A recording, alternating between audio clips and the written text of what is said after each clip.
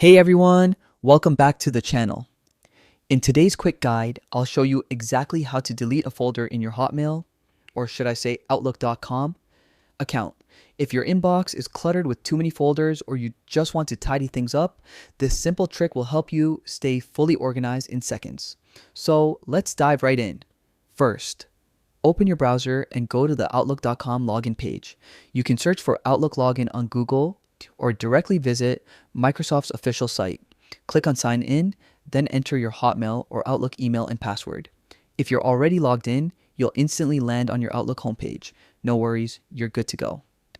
Now, look to the left-hand side of your screen. That's your folder pane. Here you'll see your inbox, sent items, and any custom folders you've created.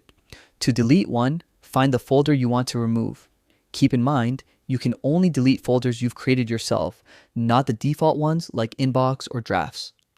Next, hover your mouse over that folder and you'll see a small three-dot menu appear. Click on it and choose delete. A confirmation message will pop up. Just hit delete again to finalize. Once deleted, don't worry. Your emails aren't gone forever just yet. All the contents from that folder are automatically moved to your deleted items folder.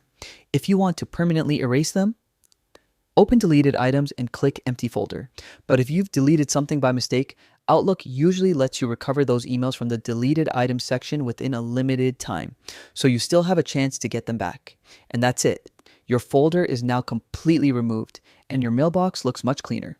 Just remember, always check the folder contents before deleting so you don't lose anything important.